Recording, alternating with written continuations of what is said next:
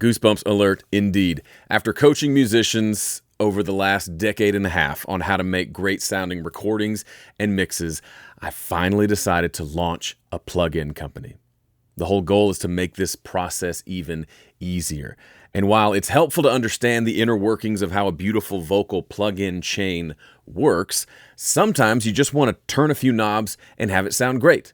That's what you get with my first plug-in, GilderVox. I've mixed hundreds, if not thousands, of vocals over the years, and I've done thousands of critiques of other people's mixes as well. And I've noticed a trend. First of all, vocals are important. We would all agree on that. Secondly, vocals seem to be one of the big sticking points for people. It's the place where they get hung up. It's the part of their mix that typically doesn't sound as good as it could.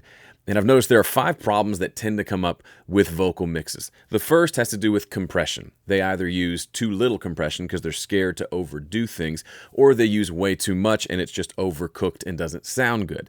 Second, sibilance. The S's and T's, they can be out of control, especially after using compression, and people don't quite know how to deal with that effectively. The third thing is muddiness. Your typical vocal mix, you might think it sounds nice and warm and thick, but in reality, it's a lot thinner than you think, and a lot of people leave their vocal mixes too muddy. Number 4 is harshness, or what I would call ringing. There's this upper mid-range thing that happens, especially when someone's singing at full voice, that can cause the vocal to sound too loud, but it's not a volume thing, it's just a specific frequency thing that's incredibly problematic. Deal with that and your vocal sounds a lot smoother. And the 5th thing is excessive brightness. You want some air on your vocal, but you go too far and it's just harsh and unpleasant and even a little bit painful to listen to. I designed this new plugin, GilderVox, to solve all those problems quickly and easily. Let me just show it to you. Here is a song in Studio One. If we look over here on the right, we can see Gilder Audio. That's my new company. GilderVox is the vocal plugin. We're going to drag it onto this vocal track here. Before we do, let me just let you hear what the raw vocal sounds like. Trudging the cadence along and the ending it feels all wrong and typical raw vocal. It's fine, but it needs a lot of work to go from there to where we want it to be in the mix. Let me show you how quickly I can dial in a tone using the GilderVox plugin. Let's go. I'm just going to do it first and then we'll walk through the different knobs. Trudging the cadence along and the ending it feels all wrong and there's nothing to fill my mind. Scene of a dying flower, the petals falling, now her sweet face is so hard to find. Trudging the cadence along and the ending it feels all wrong and there's nothing to fill my mind. Before? Trudging the cadence along. After.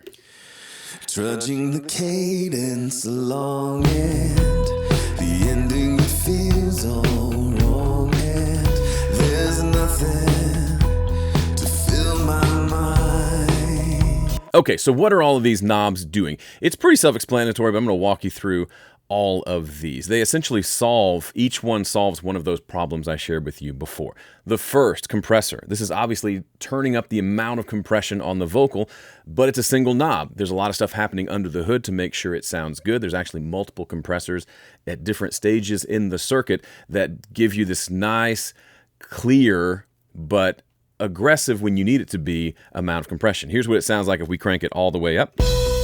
Trudging the cadence along and the ending it feels all wrong and there's nothing to fill my mind. I like it when it's hitting around this -9 on the meter, but as you can hear, even going all the way up, it doesn't go so far as to be too much compression.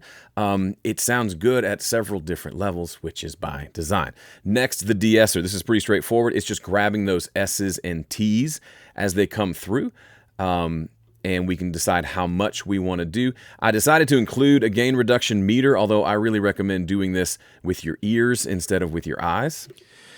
Trudging the cadence along and... Just so those S's sit down. Super simple. It's just one knob, gets it done. The mud remover. Muddiness can be a problem. This has a progressive sort of filtering of the low mid frequencies of the vocal to get rid of the muddiness, but in a gentle way that still leaves the vocal sounding great. Here's what that sounds like. Trudging the cadence along and the ending, it feels all wrong and there's nothing. There's usually a sweet spot where it no longer goes whoa, whoa, whoa, and it just has a little subtle warmth underneath everything. That's what I'm listening for. That's where I set this to. I'll show you the smoother here in a second. I have a specific application that's super great. The air. This is just high frequency brightness on the vocal, but it's designed in such a way that it's hard to go excessive on it. It kind of has some things in place that keep you from going too bright, because I know you're going to want to. But here's what that sounds like. Trudging the cadence along and the ending, it feels all wrong and there's nothing. Typically, I don't go all the way up, but it helps it cut through the mix, gives it that air on the vowel sounds without it being too harsh on the consonants. There's some cool back-end stuff happening there that keeps it from going too far. And then the character knobs down here, these are kind of bonuses. The first is a drive knob. Sometimes the vocal just needs some distortion. I love distortion on a vocal, so I've designed a distortion circuit here that sounds really good.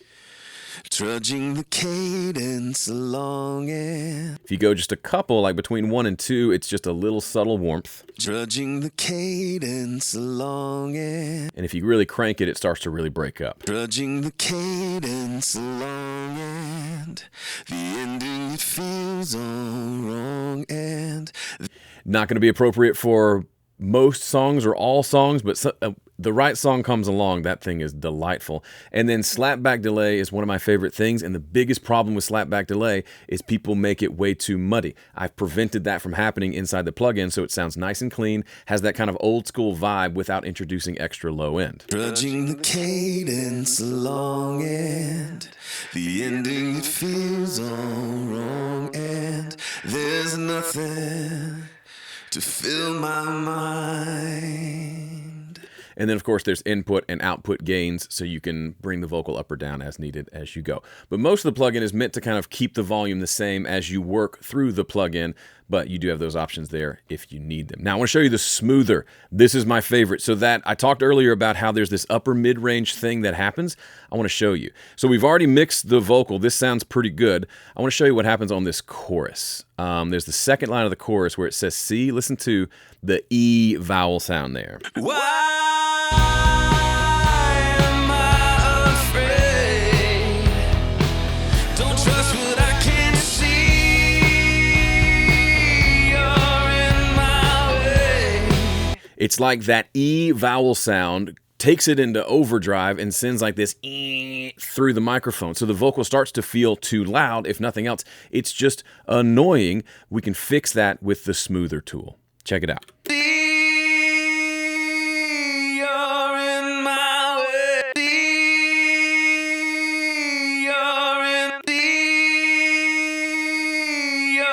It takes that and has some stuff going on inside that tames that down, but in a way that keeps the rest of the vocal sounding nice. Here's what it sounds like in the mix. Don't trust what I can't see. You're in my way.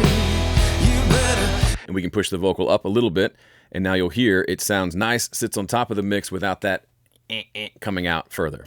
Don't trust what I can't see.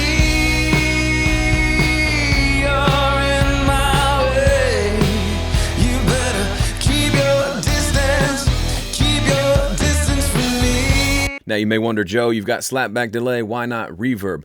Reverb's a big thing. I have several reverbs that I like to use, and I tend to like to have those on their own bus in my mix session.